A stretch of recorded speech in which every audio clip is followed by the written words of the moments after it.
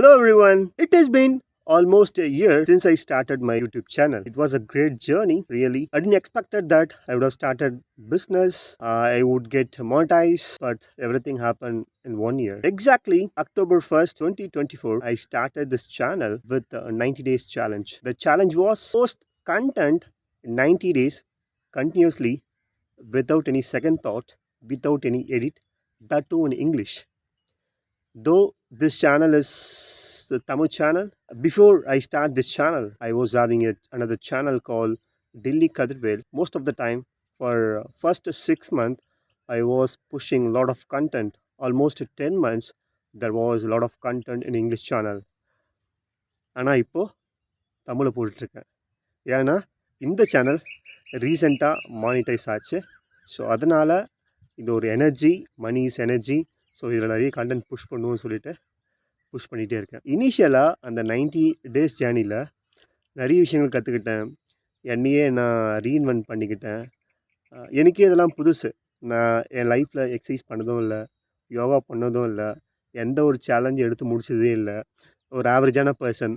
வேலைக்கு போவேன், சாப்பிடுவேன், தூங்குவேன். மேரேஜ் ஆச்சு, ஒரு பையன் இருக்கான். ஸோ என்னோடய பெரிய சக்ஸஸே இந்த 90 டேஸ் சேலஞ்ச் மட்டும்தான் என்னோடய லைஃப்பில்.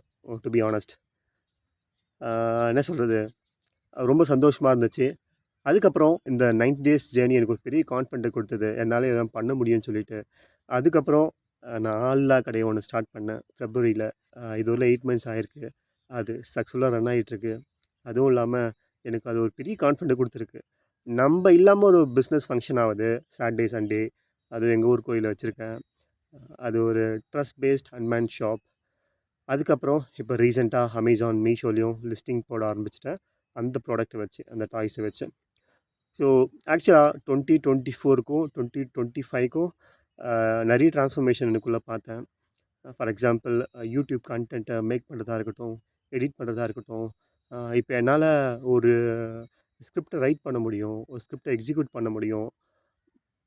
நிறைய விஷயங்கள் கற்றுக்கிட்டேன். மோர் தென் தட், அதாவது லைஃப்பில் ஒரு கான்ஃபிடென்ட் வரும் பார்த்தீங்களா. சரி, ஓகேடா, இது இல்லைனாச்சும் நம்ம பொழைச்சிக்கலான்னு அந்த கான்ஃபிடென்ட் வந்துடுச்சிங்க. ஸோ எப்போ அந்த கான்ஃபிடென்ட் வருதோ அப்போவே உங்கள் சக்ஸஸ் ஜேர்னி ஸ்டார்ட் ஆகுதுன்னு அர்த்தம். பயந்துகிட்டே இருந்தால் கண்டிப்பாக எதுவும் பண்ண முடியாது. நீங்கள் மட்டும்தான் உங்களுக்கு ஹெல்ப் பண்ண முடியும். நீங்கள் மட்டும்தான் உங்களுக்கான ஆக்ஷன் எடுக்க முடியும். ரொம்ப சந்தோஷமாக இருக்குது. உண்மையாலேயே யூடியூப் வந்து ஈஸியான அஃபையர் கிடையவே கிடையாது. இது ஒரு பிஸ்னஸை ரன் பண்ணுற அப்படி தான். எப்படி ஒரு பிஸ்னஸ்க்காக டே டு டே பேசிஸில் நீங்கள் இன்புட் கொடுக்குறீங்களோ அதே போல் தான் இதுவும். இன்புட் இல்லாமல் எதுவுமே பண்ண முடியாது. ஃபார் எக்ஸாம்பிள், ரீசெண்டாக ஃபினான்ஷியல் கண்டென்ட் போஸ்ட் பண்ணுறேன்ல, அதுக்கு ஆக்சுவலாக எனக்கு 4 ஹவர்ஸ் ஆகுது. இன்க்ளூடிங் ஸ்கிரிப்ட் ரைட் பண்ணுறதுலேருந்து, வீடியோ எடுக்கிறதுலேருந்து, அப்புறம் எடிட் பண்ணுறதுலேருந்து.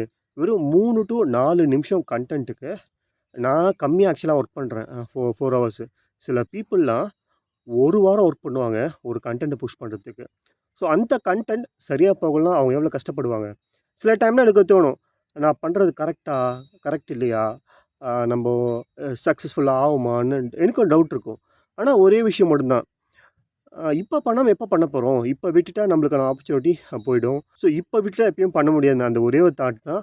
அதுவும் இல்லாமல் என்னால் பண்ண முடியும், பார்க்கலாம். ஃப்யூச்சரை கோல் நினைக்காம கரண்ட் அந்த ப்ரெசன்ட் டே இருக்குல்ல, அந்த டே கண்டிப்பாக ஒவ்வொரு நாளும் ப்ராப்பராக யூஸ் பண்ணிகிட்ருக்கேன்.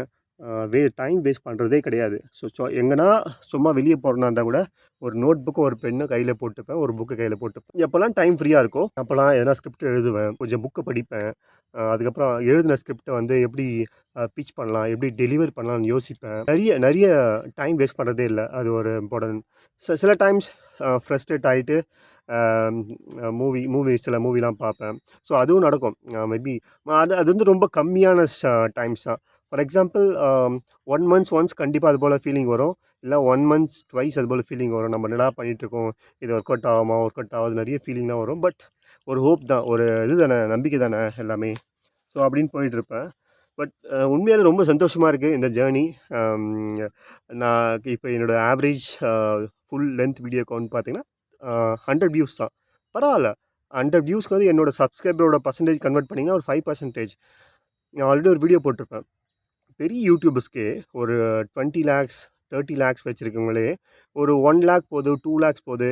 இப்போ ஆக்சுவலாக ஃபுல் கன்டென்ட் இந்த ஃபுல் வீடியோ இருக்குல்ல, ரொம்ப அக்ராஸ் அக்ராஸ் குளோபல் வந்து பாட்காஸ்ட்டை தாண்டி இந்த ஃபுல் லென்த் வீடியோ ரொம்ப கம்மியாக தான் கன்சியூம் பண்ணுறாங்க ஆக்சுவலாக.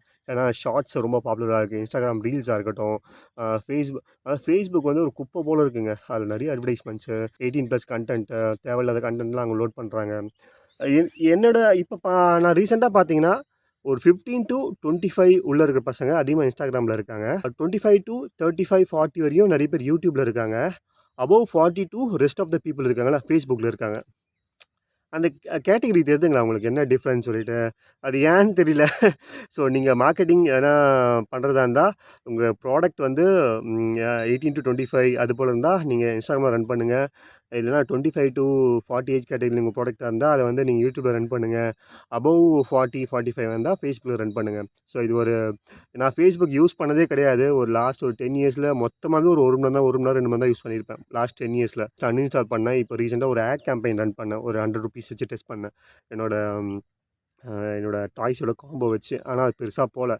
வியூஸ் வந்து ஒரு இம்ப்ரெஷன் ஒரு 91 இம்ப்ரெஷனோ க்ரியேட் ஆகிருக்கு. பட் அதுலேருந்து எதுவும் கன்வெர்ட் ஆகலை. பட் ஃபைன், அட்லீஸ்ட் ஒரு விஷயம் டெஸ்ட் பண்ணி பார்த்துட்டோமே எப்படி இருக்குன்னு சொல்லிட்டு. ஸோ இனிமேல்ட்டு ஃபேஸ்புக் ஆடை ரன் பண்ண போகிறதில்ல அன்டில் அன்லெஸ் எனக்கு அதர் ரெவென்யூ வர வரையும். ஃபைன், இந்த ஜேர்னி உண்மையாலே எனக்கு நிறைய மெமரிஸை கொடுத்துருக்கு. ஆக்சுவலாக நான் ரொம்ப ஹாப்பியாக இருக்கேன் ஆக்சுவலாக இந்த யூடியூபால். என்ன சொல்கிறது? ஸோ அதெல்லாம் வார்த்தையில் சில விஷயம்லாம் வர்ணிக்க முடியாதுல்ல. இது பெருமை கிடையாது. ஸோ ஆக்சுவலாக நான் 36ல் ஸ்டார்ட் பண்ணேன். நீங்கள் 40ல் இருப்பீங்க, இல்லை 45ல் இருப்பீங்க. உங்களுக்கு ஒரு தாட் இருக்கும்ல, நம்மளால் பண்ண முடியாதான்னு. ஜஸ்ட்டு பண்ணுங்கள். நிறைய பேர் டவுட் வரும். இது செட் ஆகுமா, செட் ஆகாதா? எனக்கு எந்த டேலண்ட்டுமே இல்லை, நான் எதை வச்சு வீடியோ போடுறதுன்னு. ஸோ உங்களுக்கு எந்த டேலண்ட்டுமே இல்லைன்னா, நீங்கள் அங்கே டெஸ்ட் பண்ணி தான் ஃபைண்ட் பண்ணி ஆகணும். No other options. Second thought, அதுக்கப்புறம் நோ கொஸ்டின்ஸுக்கு இங்கே இடமே கிடையாது. ஒன்லி ஆக்ஷனுக்கு மட்டும் தான் இங்கே இடம். ஸோ ட்ரை பண்ணுங்கள். சும்மா வரலையா பரவாயில்ல, ட்ரை பண்ணிட்டோமேன்னு ஒரு சந்தோஷமாக இருக்கும்ல. So fine. நீங்கள் இந்த வீடியோ பற்றி என்ன நினைக்கிறீங்க? கமெண்ட் பண்ணுங்கள். உங்களோட லைஃப் ஸ்டோரிஸை நீங்கள் யூடியூப் ஸ்டார்ட் பண்ணலான்னு எவ்வளோ நாளாக நினச்சிட்ருக்கீங்க, ஸ்டார்ட் பண்ணாமல் இருக்கீங்க. அட்லீஸ்ட் என்ன போல் நீங்கள் ஒரு நான் 2024 எப்படி அக்டோபர் 1 ஸ்டார்ட் பண்ணணும், நீங்களும் 2025 அக்டோபர் 1 ஸ்டார்ட் பண்ணலாம். ஒரு 90 டேஸ் ஜேர்னி நீங்களும் ட்ரை பண்ணலாம். நல்லா வந்துச்சுன்னா ஹாப்பி, நல்லா வரலாம் ஏதோ ஒரு விஷயம் ட்ரை பண்ணோம்ல. அட்லீஸ்ட் 2026 ஒரு சாட்டிஸ்ஃபேக்ஷன் இருக்குல்ல. நம்ம 2025 ஒரு விஷயத்தை ட்ரை பண்ணோம், ஃபெயில் ஆகிட்டோம், பரவாயில்ல, happy, fine. Thank you so much. பாய்.